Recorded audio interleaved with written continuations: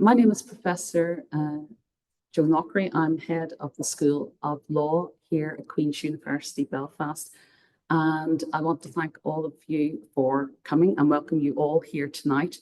Lady Chief Justice, your distinguished speakers, guests, friends and colleagues. Tonight we are here to discuss miscarriages of justice and the Criminal Cases Review Commission. Now, this event is designed to provide an in-depth focus for practitioners on the powers of the Criminal Cases Review Commission in respect of summary and indictable offences, sentences and references for fresh appeals, with a particular focus on the CCRC's work in Northern Ireland. And I'm really pleased to open this event for the school and to welcome so many practitioners here this evening. Our school values greatly its role in educating and supporting the legal profession in Northern Ireland and beyond. And we are very conscious indeed of the importance of this mission and our responsibilities in that regard.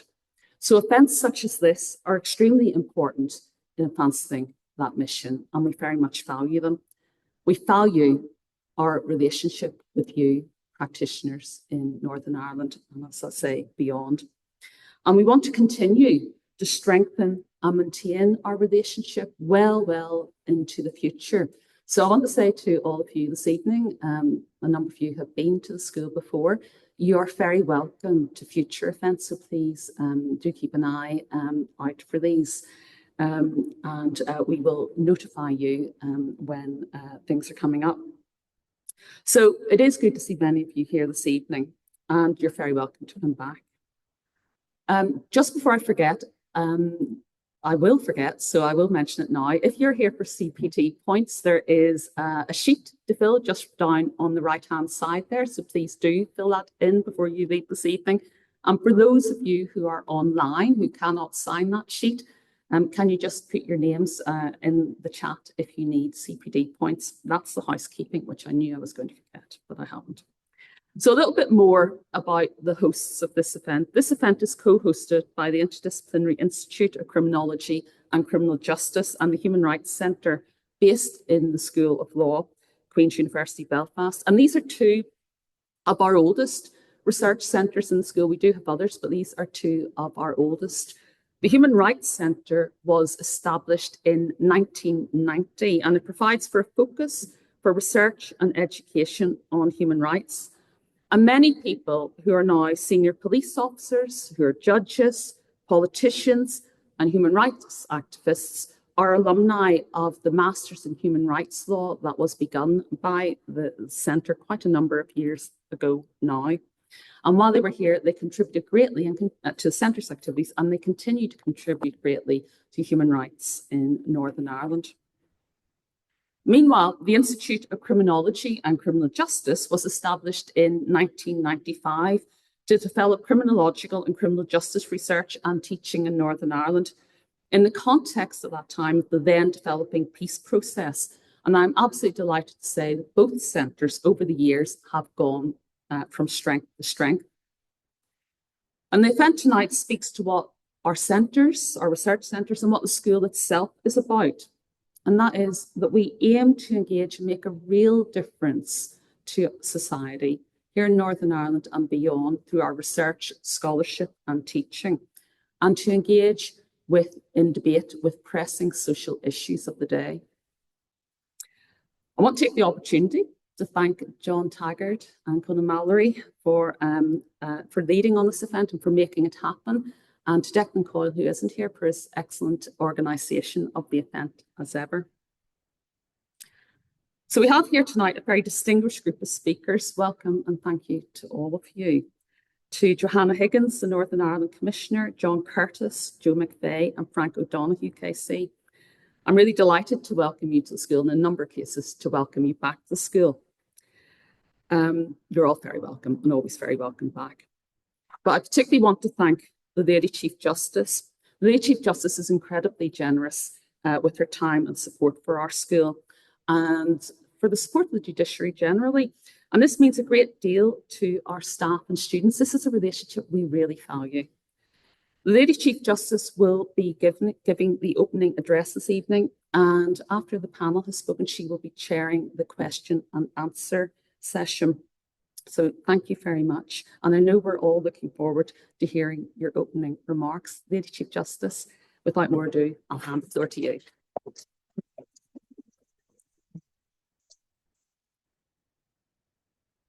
Well, firstly, thank you very much, Professor Lockery, for that introduction.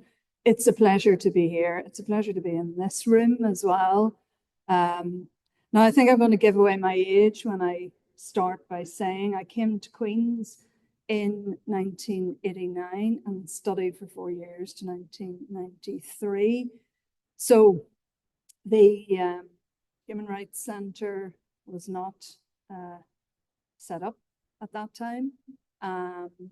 But reflecting just before I came in tonight, I think as students, were keenly aware of the issue of miscarriages of justice when we were studying criminal law.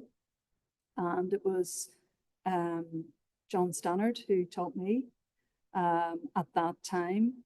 In his inimitable style, we all read our papers and were able to debate issues that were going to come into focus, I think, in subsequent years when some of the miscarriage of justice cases came to the courts. And also reflecting the ethos of Queen's, I studied clinical law, which meant that I think it was probably my final year, I was seconded to the Citizens Advice Bureau. Not necessarily high-end questions about criminal convictions, but nonetheless important issues for people who needed help with benefits and civil matters that maybe had gone against them in the adjudicatory world. So I have given my age away in those opening comments. It's a pleasure to have the CCRC with us today. I met Amanda, Johanna and John earlier today, and we updated ourselves about the work that CCRC does, and in particular, the Northern Ireland cases that have come before the courts. So I'm going to say a few things about those by way of introduction, and then you'll hear from the Commission speakers. Briefly, by way of starting the discussion, you will know, I think, many of you, or perhaps need to be just briefly reminded, that the Criminal Cases Review Commission was established in 1997. That was in the wake of a number of high-profile cases where convictions were overturned before the Court of Appeal in England and Wales. And it goes without saying, but it's always worth remembering what the purpose of the CCRC was: a route for those who felt that they had suffered from a miscarriage of justice. That's a very important concept and underlying of this commission. It's also an independent case review commission. Again, that's important to remember. The test as well for the CCRC is whether there's a real possibility that a conviction would not be upheld. And that's the platform upon which the CCRC can refer cases to an appellate court. And where that route is taken, leave is not required before the appellate court. Without getting too technical, leave is required for other grounds of appeal that might be piggybacked onto a CCR reference, but not on the reference itself. And I've discussed that in a case recently of Smith that I'll mention in a moment in a different context. So in terms of numbers, Northern Ireland, I think, accounts for a very small percentage of applications via the CCRC to the Court of Appeal. And that's really a product of the size of our jurisdiction. And perhaps other issues feed into the statistic, which we'll hear about. There have been, I think, through the years, a steady number of cases and a slight increase in recent years of Northern Ireland cases coming to the Court of Appeal. But on my reckoning, there have been some 10 referrals to the Court of Appeal since the beginning of 2020. So why I take that threshold is that's roughly cases that have come to the court in which I preside. There is, of course, an alternative case appellate route that's utilised quite a lot in Northern Ireland, which is appeals out of time. So we have that as well in quite a lot of cases, which won't fall under the rubric or the statistics that I've just mentioned. But as you know, with all of this work in the appellate court, the appellate test is well known from a case of Crown and Pollock. And there are different elements to that test which were expressed by Lord Chief Justice Kerr, but it's ultimately for an appellate court to decide whether a conviction is unsafe.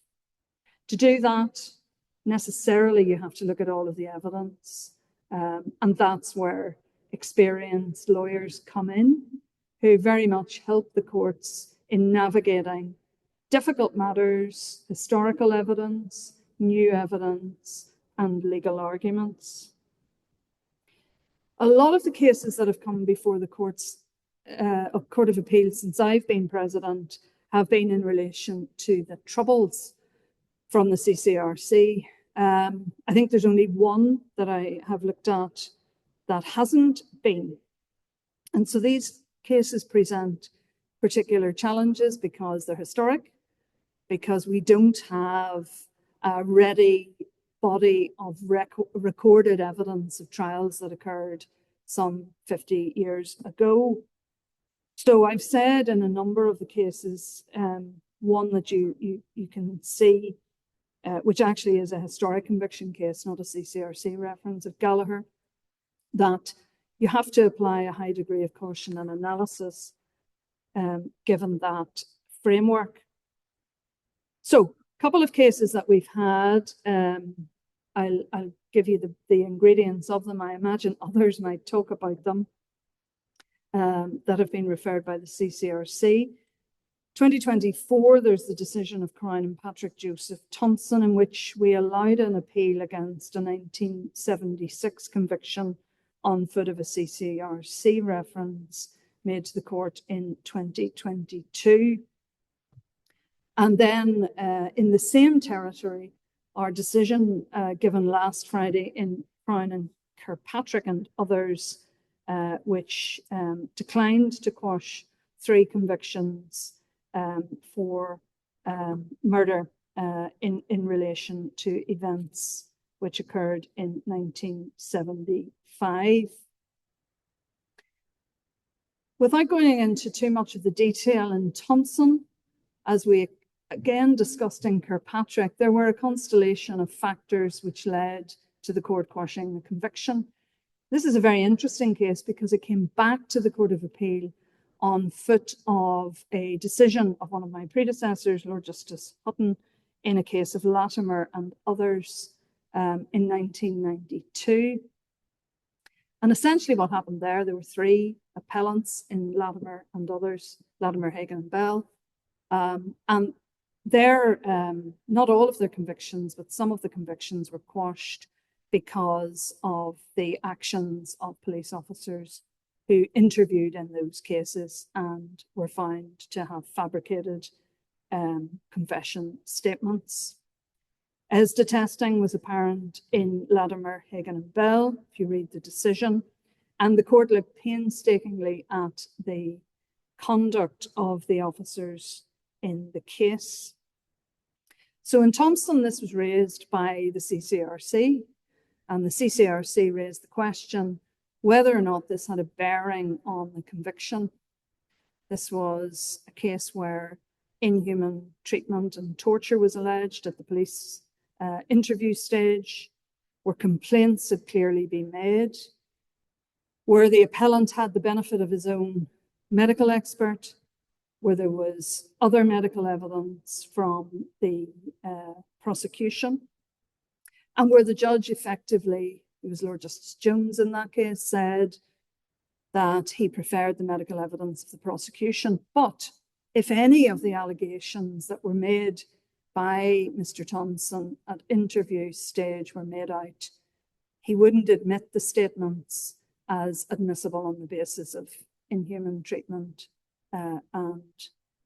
He was very clear about that.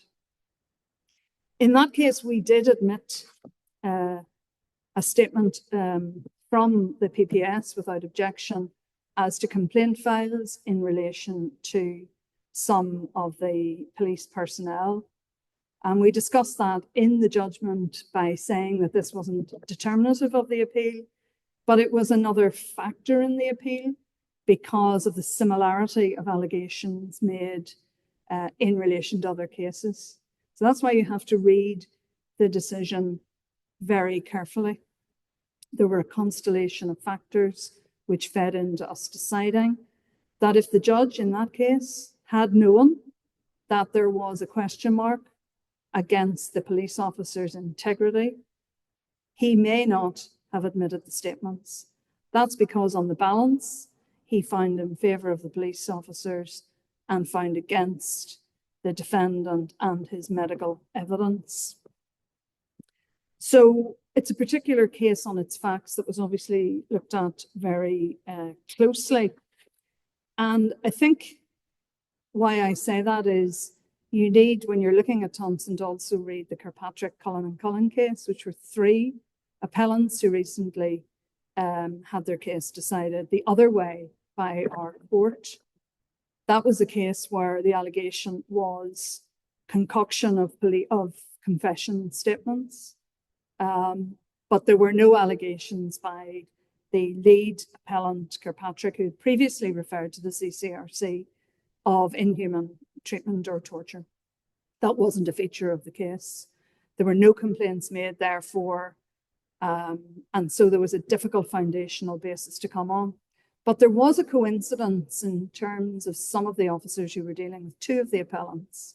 The problem we found for the 3 and for looking at the case as a whole was that if there was a conspiracy, there was a gap because these impugned police personnel had not been involved at all in the taking of the statement from the 3rd appellant. So that was an important factor in the case. In addition, there were inconsistencies in the accounts given. The CCRC had looked at this previously and raised that rightly. And the police ombudsman had looked at the case and conducted some ESTA testing, which wasn't determinative of anything untoward. So that's another case where we say CCRC have rightly referred this. There's a valid question to be asked. We have to look at the evidence in the round, not just one part of it. It has to be connected.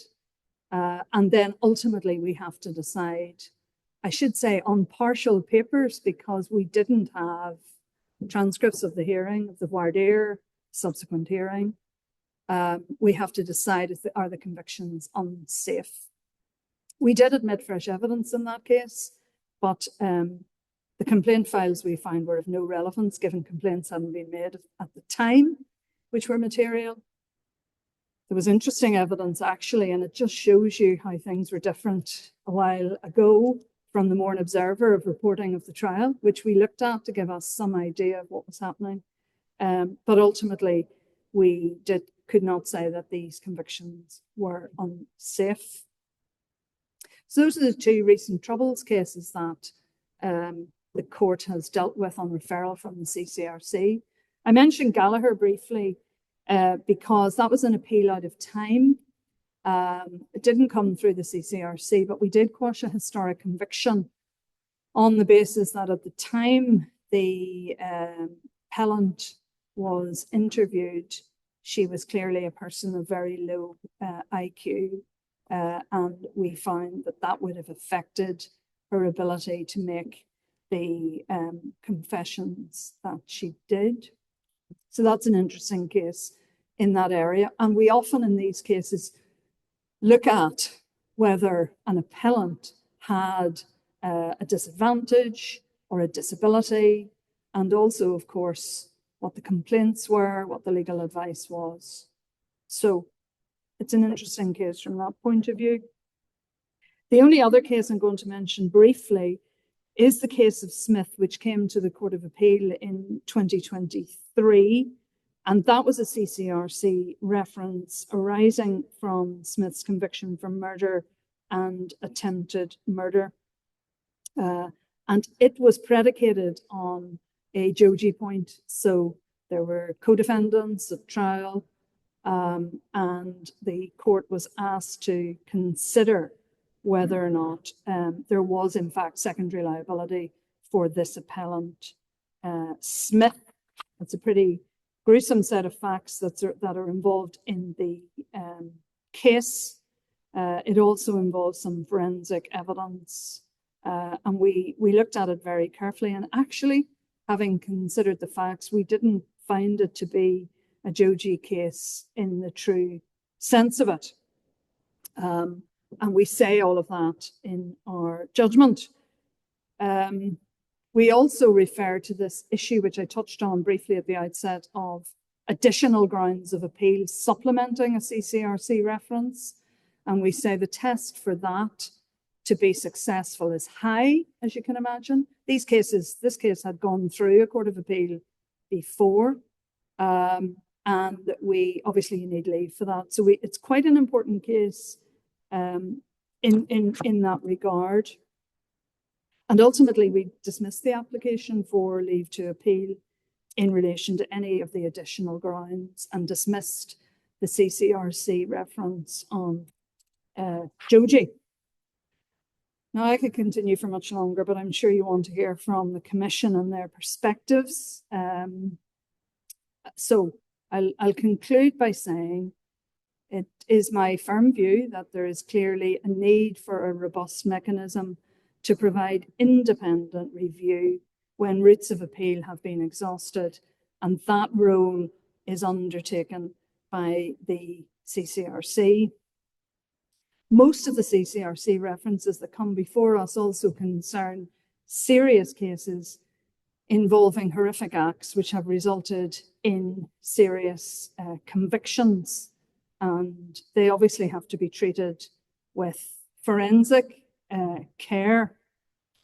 But the awfulness of a crime does not absolve the Court of Appeal from performing its function and satisfying the judicial obligations of ultimately answering the question whether a conviction is safe according to law, no matter how difficult the outcome may be. And that is what we strive to do. The CCRC have referred some very serious matters to us, but I think you're also going to hear that there are other cases that don't necessarily need to come to the Court of Appeal that the CCRC can help with as well. So it is a broad panorama that we should be alive to. So that's all I'm going to say in opening. Thank you very much for your attention. I'm going to, I think, now turn to some of the CCRC representatives. Thank you.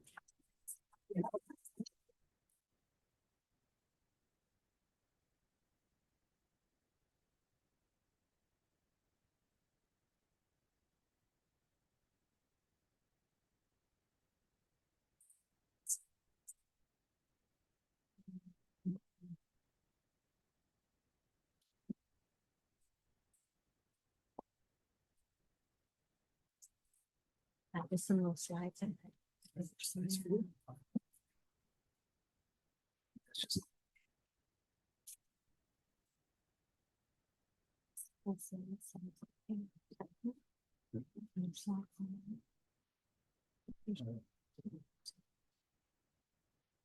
Yeah.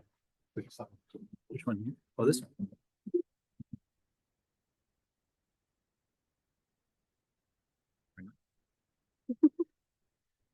It's not my laptop, is it? That's that. That's the fine.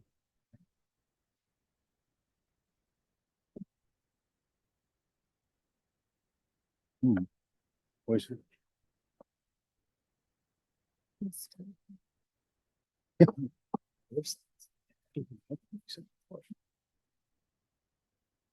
No, that's what it's got.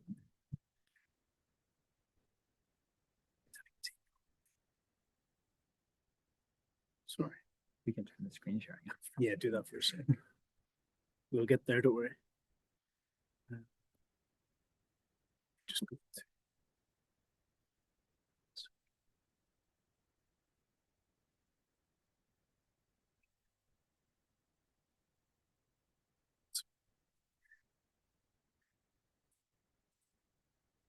That's okay. You're all going to see my emails for 2 seconds. That's fine. I don't mind.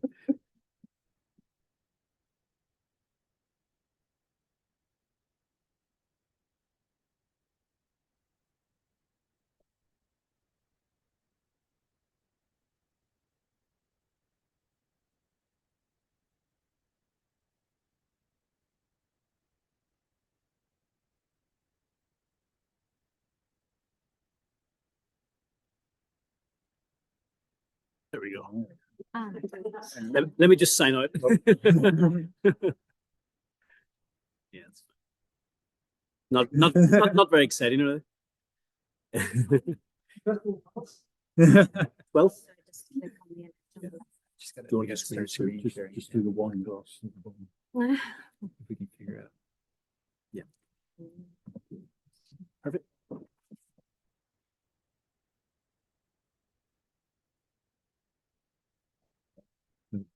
Yeah. How do I hit to join the just this one? This one here. Yeah. Yeah.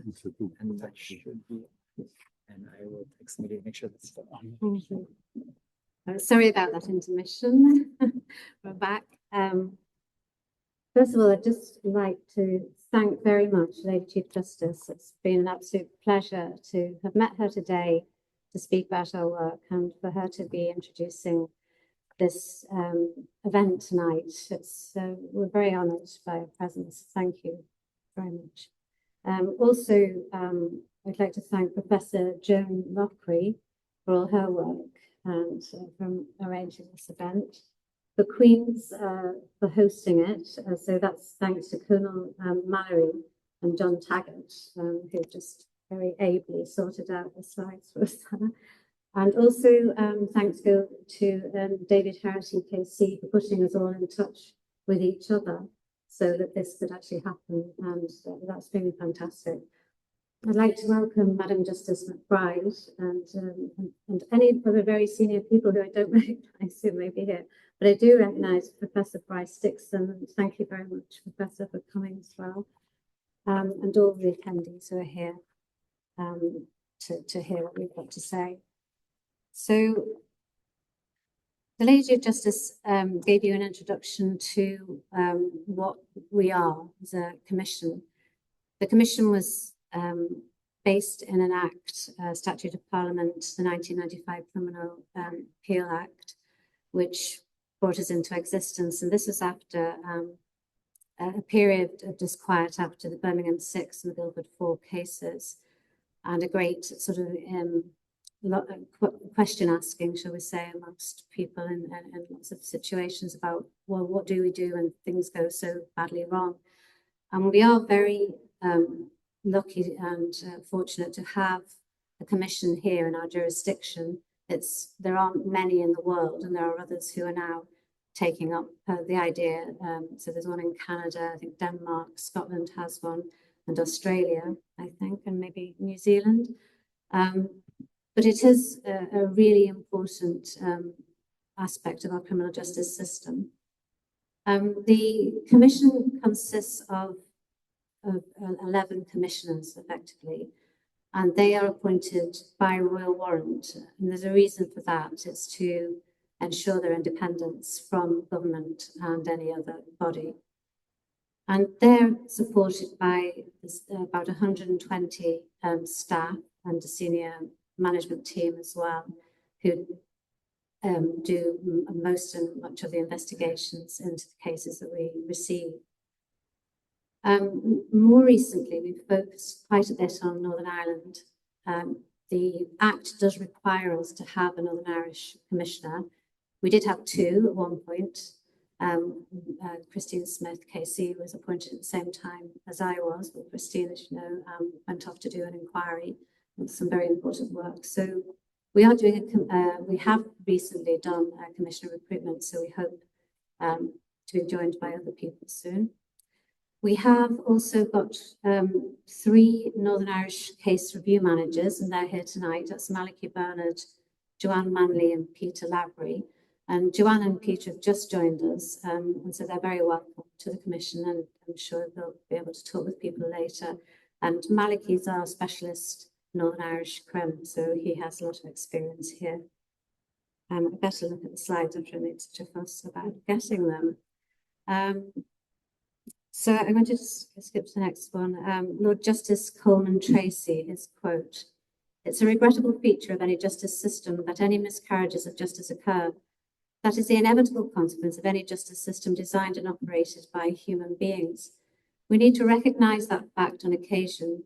Miscarriages will occur, and the task of any responsible and civilised legal system is to develop mechanisms designed to minimise miscarriages of justice." And that's what we're about, and that's what the Act is about.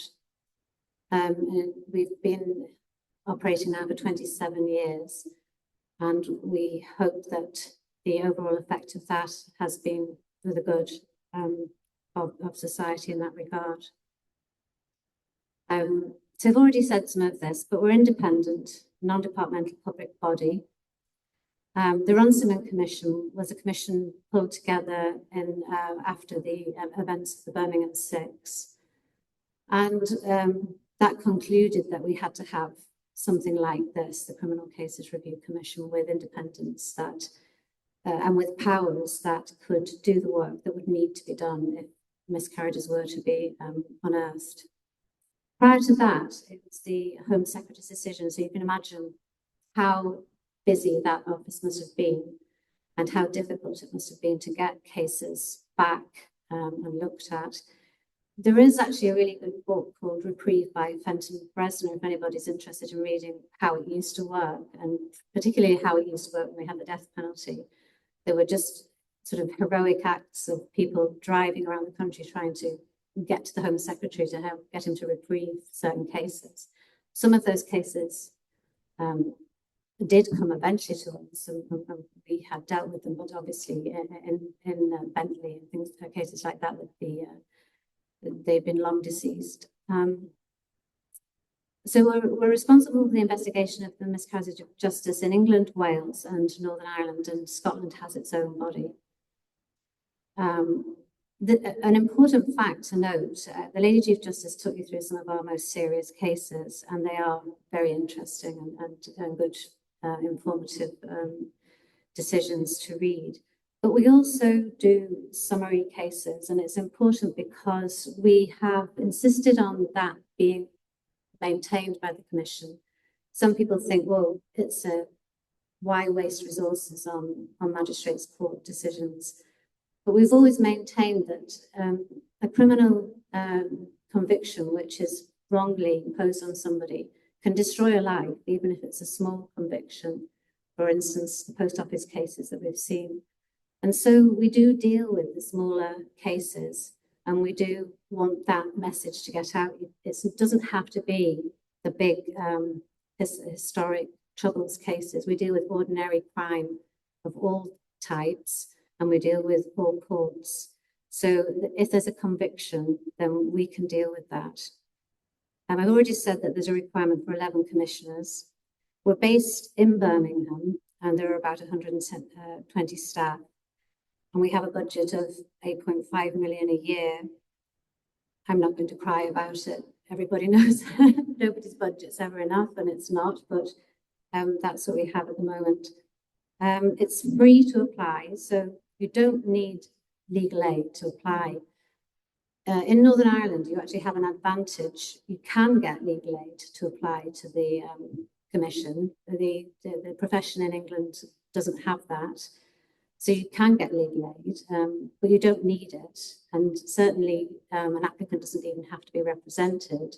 They could apply on their own. So we do sometimes get applications that just say, I didn't do it, because there's somebody in their prison cell just trying to make a plea to us. And we look at that and take that as seriously as every other case we do. We clearly like it when the council and representative solicitors have made out grounds and given us a steer on where to go.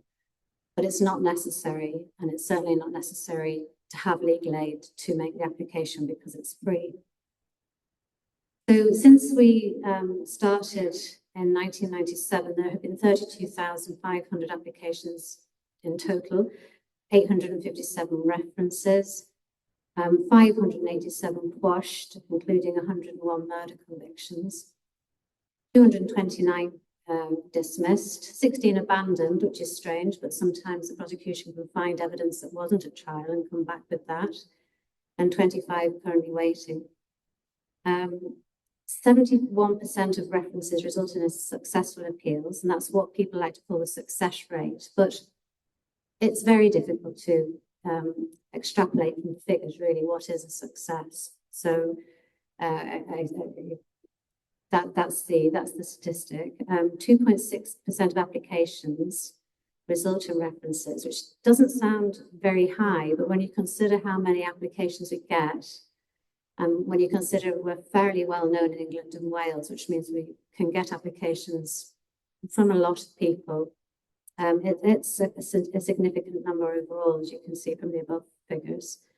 1 in 3 references have not appealed and have exceptional circumstances. So we are there to deal with a sort of like last resort situation where somebody's exhausted their own natural appeal rights. But if somebody applies to us and they haven't appealed, we don't automatically say, we can't help you. We would look to see if there's something called exceptional circumstances, which means that they couldn't appeal themselves. So it's important to note that that figure of 1 in 3 cases which have fallen into that category.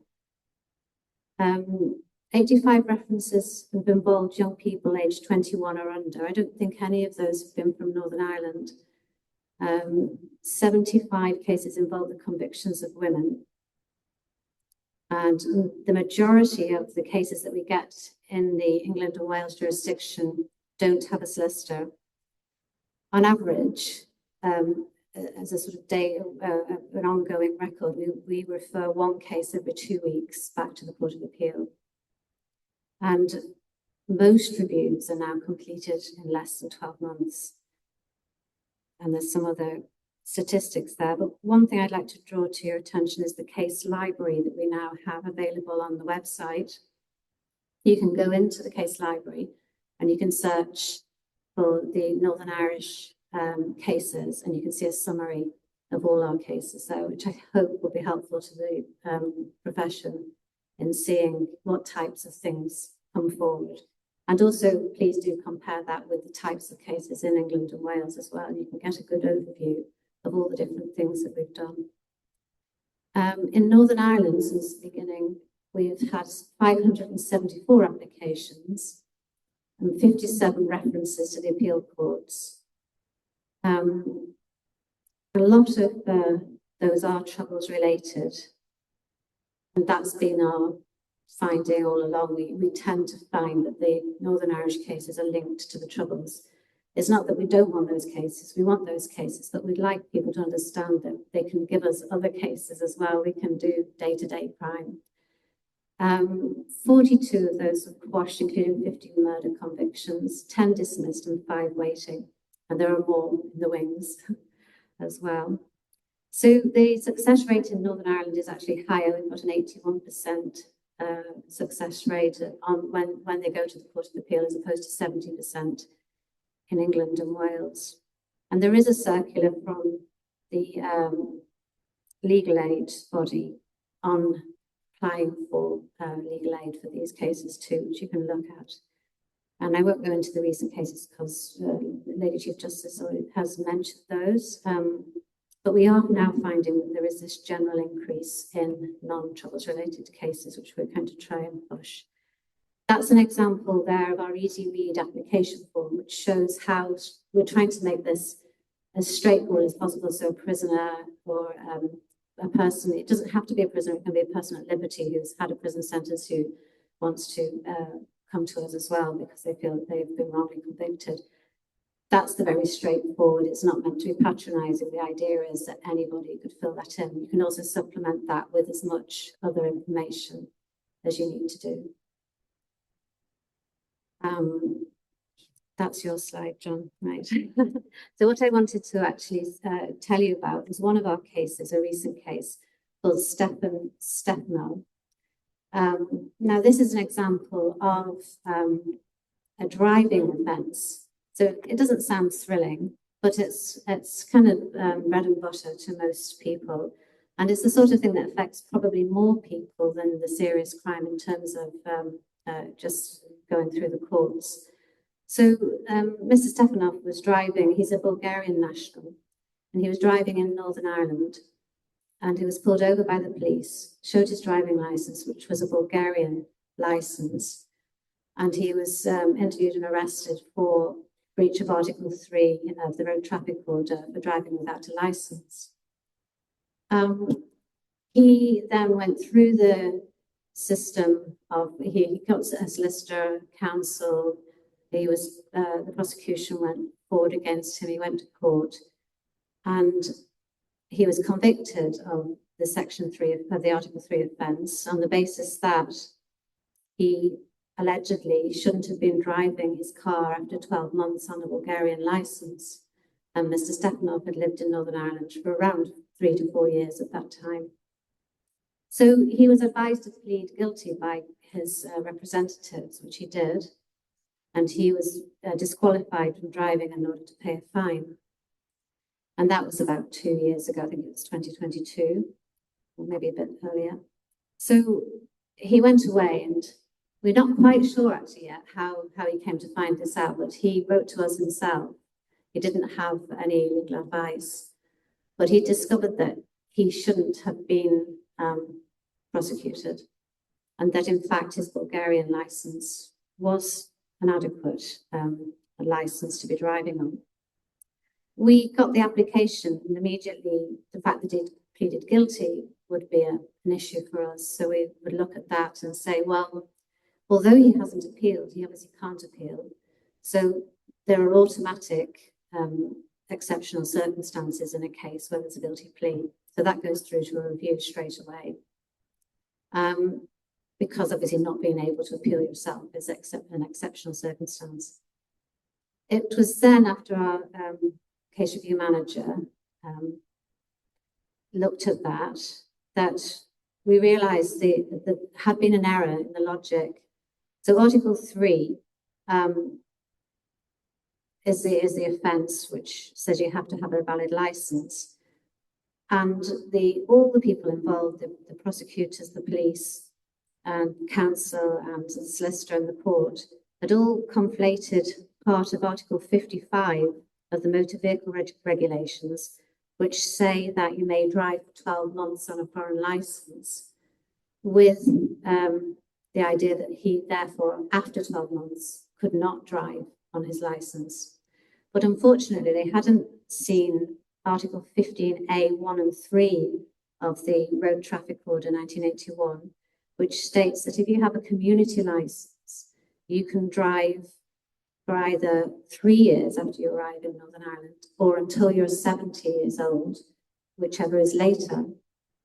So, of course, Mr. Stefanov was actually driving legally at the time when he was arrested. So we went through a few processes of checking his license, making sure it was valid in Bulgaria, making sure he was able to drive here, that he did have a ghost license, which means that he'd been caught driving without a license at all and had some points put on that, but it didn't disqualify him. That was all set into our SOR, a statement of reasons to the court, so that there was full and frank disclosure of everything. And the case was referred back to the county court in Northern Ireland, and his conviction was overturned there. And this case, I draw to your attention, it should be on our website now, because if the police thought that he couldn't drive for more than 12 months, then it's reasonable to assume that that's happening quite often. And so we've raised it with as many people, so the PPS and I were very helpful, and they've looked through their cases. And this is the sort of thing where somebody can spot an error like that. And fair play to Mr. Stepanov, the Bulgarian national, who was able to not only fill in his own application, but find out that that was the case. They can come to us and we can refer that back, because he would have no way of coming back on that with a guilty plea. So I'd love to stand here and talk about Patrick Thompson, which is my case as well, but I know that that's going to be well covered after me. And yes, our plea is, please, yes, look at the other cases that you have. Look at sentencing. We can see if we can deal with sentencing referrals. It doesn't have to be conviction. It could be a sentencing argument. So we do a lot of those in England and Wales. We don't get any sentencing applications from Northern Ireland. So look at smaller cases, and also make sure that you don't feel like you have to do all the legwork before you make an application. We can get forensic reports done. We can do all sorts of things with our Section 17 powers, which can get documents that other people can't get. And so if you make the application, then we can see if we can help you. And I hope that this evening's informative for everybody. Thank you very much.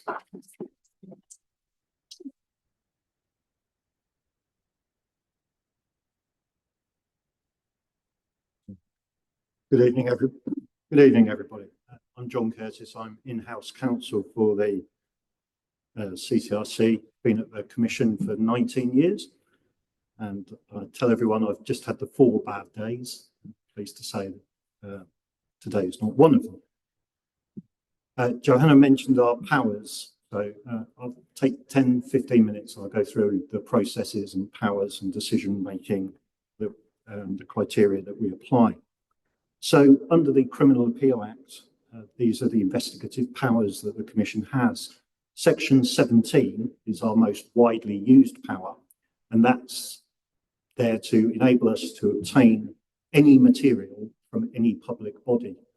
So typically in a case, we will preserve and request prosecution files, court files, and police files, but the power extends to security services, medical records, and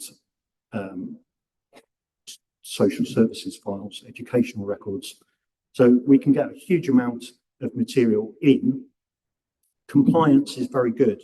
Sometimes it takes longer to get material in than we'd like, but we rarely hit obstacles with bodies saying that they won't supply us. Were we to hit that, then we would initiate a judicial review and ask for costs as well. Section 18A is a corresponding power to allow us to apply to the Crown Court for an order to get any private material. We tend not to need to use that. Private bodies can see the writing on the wall. They can see that they're going to have to hand it over, and rather than go to court, they tend to voluntarily let us have it. But recently we did make a Section 18A and obtain material that way, and it was relatively straightforward. Section 19 allows the Commission to appoint an investigating officer. This is in the largest cases, or particularly where we believe that somebody might need to be interviewed under caution, and the Commission can instruct a Chief Constable to carry out the work and report back to the Commission. We've done about 50 of those since we were created. Doesn't have to be a police officer, but generally it is. Section 15 is an interesting one. It allows the Commission to carry out investigative work for the Court of Appeal. We've done, we think, around 135 of these since we were set up. They've all been in England and Wales, and generally it relates to concerns about juror misconduct. We've had instances of jurors telling other jurors that they've done internet research, even that they've had correspondence on social media with witnesses, and the court has decided that it would like to know more about that. And we find that because we're an independent organisation and the interview is not conducted under caution, jurors are actually quite amenable to speaking to us about what's happened, whereas they may not be quite as receptive to a police visit and an interview under caution. So that's section 15. Two powers under the Act that don't arise much. We can certify a question of law to the Court of Appeal. We've done that twice, both in the early days of the Commission, but the courts were adamant really that they wanted to consider questions of law in the specific context of a case rather than an abstract. So it's not been used recently. We can also assist the Department of Justice or the Minister or the Secretary of State for Justice in England and Wales with any investigations in the royal prerogative of mercy or compensation. So we've got a case at the moment. It's over 100 years old. Nobody's alive that's connected directly with the case, but there is a financial interest in it that needs to be determined. So that review is underway as well. Tell you a bit about the way we're set up. So we have 6 casework groups. They're led by a group leader, and typically 6, 7 case review managers are in the group with administrative support. And then we have interns who are usually people that have completed the academic stage of the bar and maybe looking for some experience. Commissioners sit outside the group, so the body of commissioners can work on any of the cases that come from the groups. We've got legal advice, which is my team, and then we've got investigations advice. Usually have a former police officer in post, detective chief superintendent, similar rank, to advise on police conduct and forensic lines. Not going to go through the flow chart, but I always think it's important to show you that we have a process and the slides will be available so that you can follow that at your leisure. But essentially, cases are categorized, they're typed according to the size of the case, and that sets an expectation for the length of time that the review will take. You get to a decision. Cases can be turned down by single commissioners, but if there's going to be a reference or the prospect of a reference, a committee of at least 3 commissioners will sit to make that reference. Our investigations, we review the court file, prosecution files and police files where appropriate. We get access to HOMES, the police database. Cactus is the English Court of Appeals case management system, so we see all the documents that the court has. We can see the police national computer, information from the security service, and public interest immunity material.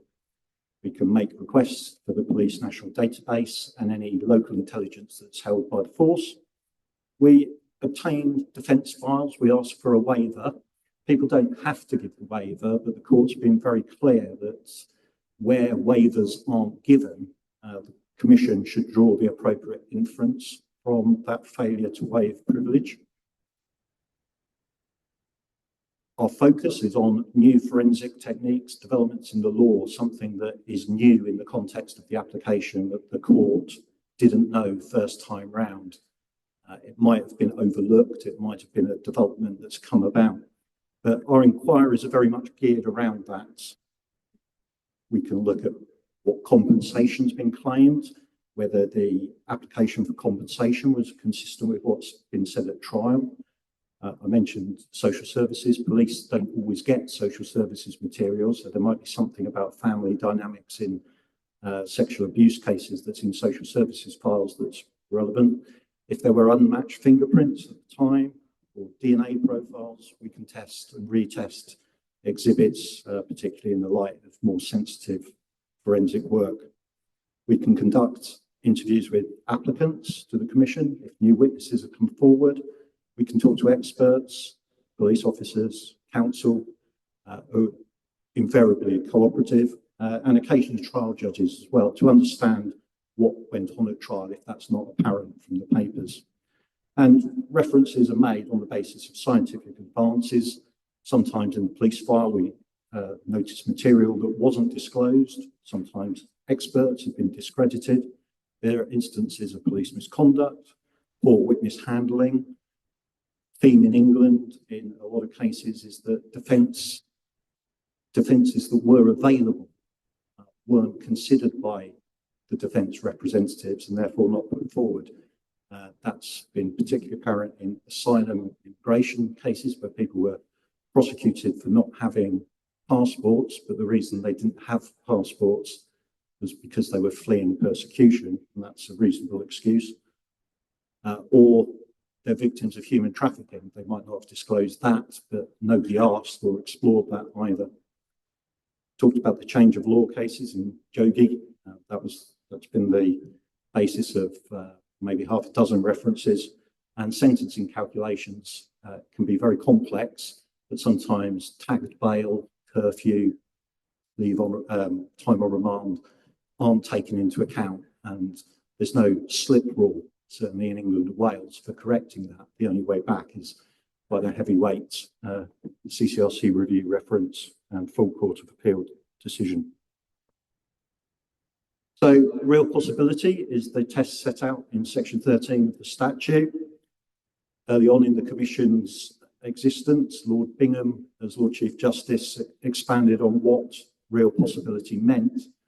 And you can see there that it's an imprecise threshold, that Lord Bingham gave that scale, that spectrum that sort of ranges from something being more than an outside chance, but less than a racing certainty.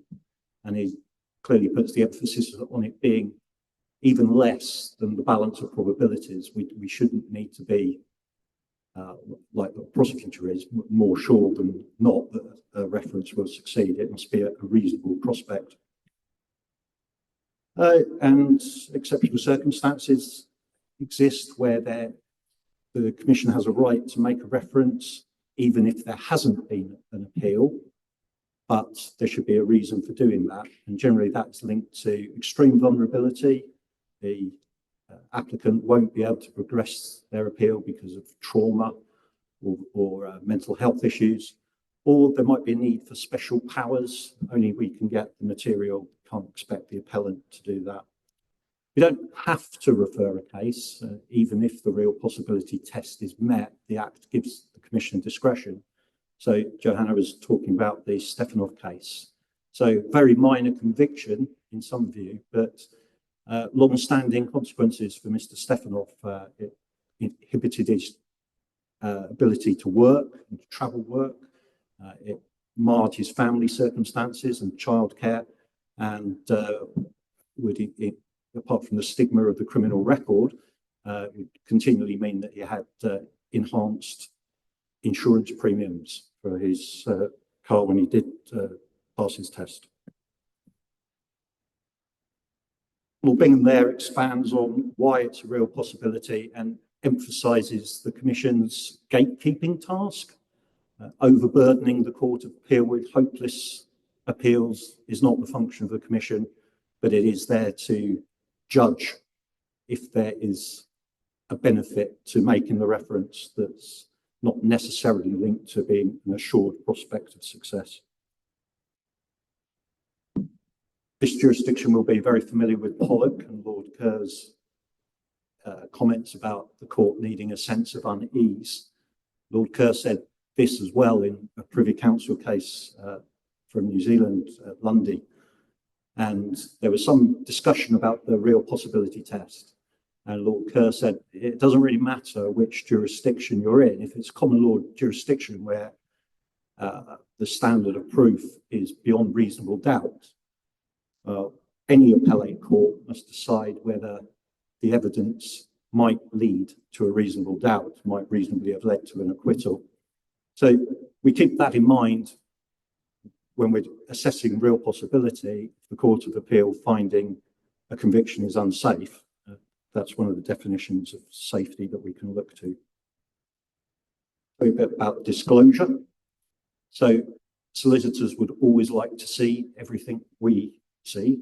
It's not always possible. Section 23 of the Act creates a criminal offence of unauthorised disclosure by any employee or commissioner, and that goes on after employment terminates as well. Where we have to make disclosure, it's usually linked to the case of Hickey and material that will allow the appellant to make their best case. We tend to avoid making piecemeal disclosure as the review goes on. It tends to be made as a tranche once the decision is made. And that's because it can be quite difficult to assess what you need to disclose whilst the review is underway, because things change as investigations evolve. So once the decision is issued, there's generally a tranche of disclosure with that. If it's a negative decision and we've done investigative work, we will make a provisional decision and invite further submissions, usually within a month, but that can be extended to 3 months in confidential, in complex cases. Where material is discovered that assists the applicant but remains sensitive, we look at a confidential annex that goes to the prosecutor and the court. And Lord Justice McCloskey gave a very valuable outline of the protocol that should be followed in that situation in the case of Michael Devine, which I think Frank's going to talk about. I was the case review manager on that case, and it was one of the most proudest cases to be involved in that one. You'll see why. And another point we wanted to make was that applicants can apply to us, but there is a professional obligation on prosecutors as well if they discover something that might cause concern about the case to let us know, and we can initiate a review on the basis of what the prosecutor says. We don't need to wait for the applicant. So prosecutors in England and Northern Ireland have alerted us to that and proactively commenced reviews. So just on themes, I've mentioned the themes, but just to give you some context, I won't go around these in any detail, but Sam Hallam is in the top left there. Sam was 17 when he was identified as being involved in a street fight that led to somebody being killed. He was convicted on ID evidence, and 7 years later, the case came to us. We noticed that nobody had looked at the phone that he was carrying that night, neither the police or, as surprisingly really, his representatives. Fortunately, the phone had been retained as an exhibit. We were able to reactivate it and found photographic evidence that was time and date stamped that put Sam some distance from the murder, and suggests that the ID evidence was wrong. We know that Barry George was convicted of Jill Dando's murder, and that quashing was linked to the understanding of a single particle of firearm discharge residue couldn't carry any forensic weight. Winston True was one of the Oval Four, a corrupt and racist group of police were operating on the London Underground in the 70s and fabricated cases against typically young black men. Angela Cannings and Sally Clark were mothers convicted of killing their babies, and again, scientific advances cast doubt on the scientific evidence that had been given at trial. In the bottom, you've got members of the Shrewsbury 24. That was Pickett's case, non-disclosure by the police. Ched Evans, footballer, accused of rape. The commission conducted credibility checks on the main witness, the complainant, and found reasons that the court thought sufficient to quash the conviction on basis for her credibility. Around a third of our applications, so 500 a year, are on sex cases where credibility is an important issue. And then I've got Joe Hamilton and Seema Misra from the Post Office as other examples. On the Post Office, you might be interested to know what's happening. So we referred 77 cases, 71 of those were overturned. With the legislation, work has changed. Most of the convictions have been quashed, but there are about 900 cases that were originally prosecuted, and our task is to liaise with the Ministry of Justice to work out which ones have been quashed by the Act and which ones might need further work. So anything that was prosecuted by the Department of Work and Pensions, anything that was determined on capture, which is a system that predates Horizon, and any case that was previously looked at by the Court of Appeal aren't covered by the Act, but we're wondering whether there is more to be done on those. We worked closely with the Department of Justice in getting the legislation extended to Northern Ireland, because that originally wasn't planned. There's the inquiry chaired by Wynne Williams that's underway in its writing up phase, and we've supplied evidence to that. Following a number of cases, not just Andrew Malkinson, but a number of cases linked to DNA work, we're looking back at cases that were tested pre-DNA 17. So we've set 2016 as our benchmark, and looking back at anything there where more sensitive DNA testing might yield information that would assist. We're narrowing that down. We've gone from sort of around 5,000 cases to 1,500, and some of those include Northern Ireland cases that we're checking on. The Kirkpatrick judgment will prompt us to look at other cases where those officers may have been involved. We're in touch with the Canova inquiry to see whether there are any issues arising out of that. There's an undercover policing inquiry that occasionally sends cases to us, and we're looking at transport prosecutions as well. There's concern that some of the private prosecutions, if you like, that are brought by transport companies, where they tell people that they don't have an offence, a defence, might lead to an abusive process. So those are some of the proactive work that's underway. Johanna talked about that. We've covered, Frank's going to talk about Thompson. So I'll finish with the last slide and tell you about judicial review. We get around 25 pre-action letters every year, and a portion of those translate into claims. We assess those and will generally concede on a case if there is an arguable error of law rather than push it at the court. So last year, out of that 25 pre-action letters, I think we conceded 3 and conceded on 1 so far. Not saying we did make a mistake, but it was certainly arguable that we've made a mistake. The last significant judicial review we had in Northern Ireland was Quinn's application, which Donald Sayers assisted us on, and that's a very full judgment by Lord Justice McCloskey in that. And a key development in judicial review followed the McGuinness case, where the Supreme Court determined that you could appeal a criminal CCRC decision to the Court of Appeals civil decision. Previously, it had been understood that you couldn't do that because a CCRC decision was a criminal causal matter, but the jurisprudence has changed on that. So you can appeal to the civil division. Outreach events, well, tonight we're here for legal professionals, students, academics. We do a round of prison visits. We've been to all 3 prisons in Northern Ireland. There's material on the CCRC, on Prison Radio and in Inside Times. We do work with law schools, the inns and various charities. There's an all-parliamentary group on miscarriages of justice that we contribute to, and we make submissions on consultations, sentencing, criminal appeals, legal aid. The Commission's files are open to academics to conduct research projects on. There's a stakeholders forum, and we've got at least 3 social media accounts, Instagram, LinkedIn, and X. There's a commission being set up in Canada. They're going to call it the Miscarriages of Justice Commission.